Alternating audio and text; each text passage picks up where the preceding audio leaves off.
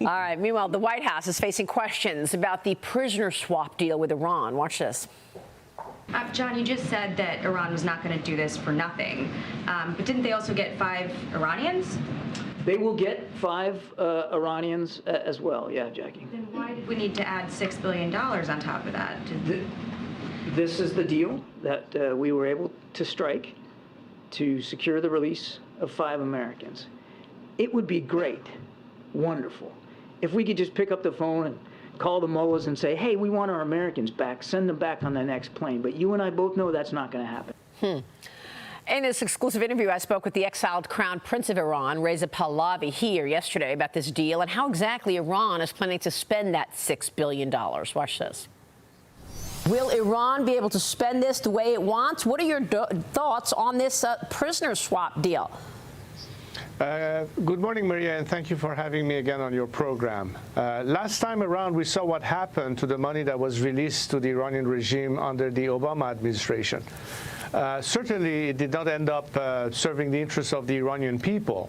It went to further finance the regime's proxies in Syria and Lebanon. And I don't think this time it's going to be any different. It's interesting that the authorities in Iran talk about the Islamic Republic's prerogative to spend the money. They don't mention the people of Iran, of course.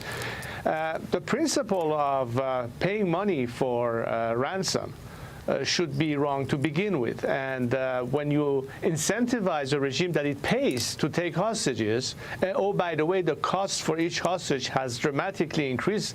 God knows if next time they get a hostage, how many more billions will have to be assessed for it. And why not release all the hostages and only a few? So many questions are risen as a result, and I think the bottom line is that it does not end up being something that would be in the interest of the Iranian people. It's going to only yet again help the regime continue maintaining itself in power. And what's dramatic is that all of this is happening on the anniversary of Mahsa's death last year, and it could be very deflating for the Iranian people to see that the leading country in the world and its administration are willing to actually slap them in the face and reward hostage takers to begin with. So many people have remarked about this that President Biden agreed to this on September 11th, agreeing to open up this money flow to arguably what many people say is the largest sponsor of terrorism. Is that a fair statement?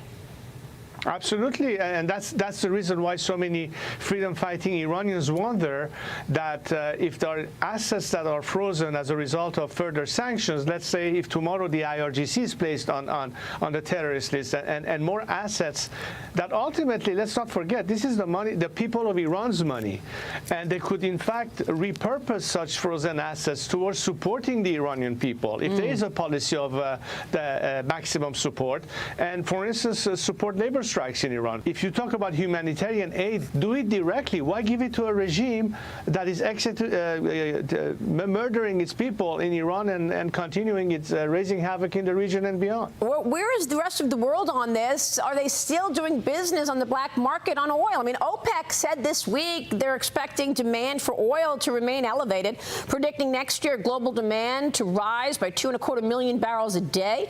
They're also saying that they're demanding that demand will surpass pre-COVID-19 levels. What are your expectations in terms of demand, and how much Iranian oil is being sold right now on the black market?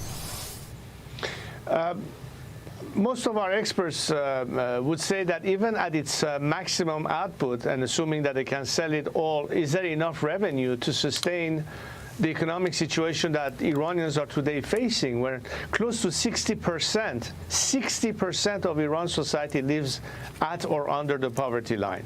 Wow. Despite that revenue, how are we going to be able to keep the country going and at the same time maintain yourself, continue your enrichment program, and so on and so forth? There's not enough for everything. And The question, therefore, is what is the priority? The regime is going to pump enough oil to finance its own survival. They don't care about the Iranian people and the starvation and the economic drastic decline that Iran has had ever since this regime has taken over. Iran's president issued a strong warning to protesters ahead of these planned demonstrations, which mark the anniversary of the arrest of Masha Amini. She died after being detained by the nation's so-called morality police. Raisi said that we know what will happen to those who create instability in the country. Wow. Crown Prince, your reaction?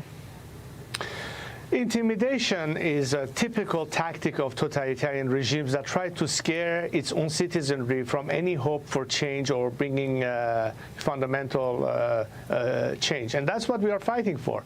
Iranians are today standing in solidarity inside Iran, in the four corners of our country and across the globe.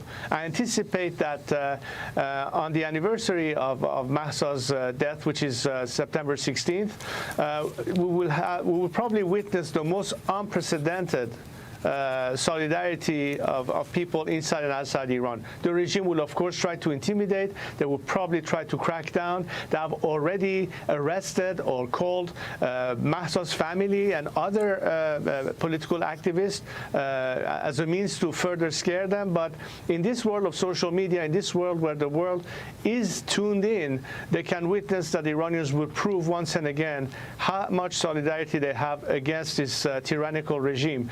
I hope that these events will not just be marking an anniversary, but it will lead us to the next phase of struggle. And I think one point that is very important for me to make, Maria, is that, of course, Iranians are united, but we need the world to also be united with us. We want governments and their politicians, irrespective of which side of the aisle they stand, to have multi-partisan, or in this country, bipartisan support when it comes to Iran. We're talking about human rights. We're talking about self-determination, democracy. We're talking about secular values. And I'm glad that the U.S. Congress, at least, has already taken some steps in that direction. The Mahsa Act has been approved. I hope it will pass Senate as well. These are very important at a time that maybe one wing of your government is not so helpful, but at least the legislation is doing its part. Well said, Crown Prince. We stand with freedom and pray for those women. We appreciate you joining us today. Thank you, sir. Thank you again.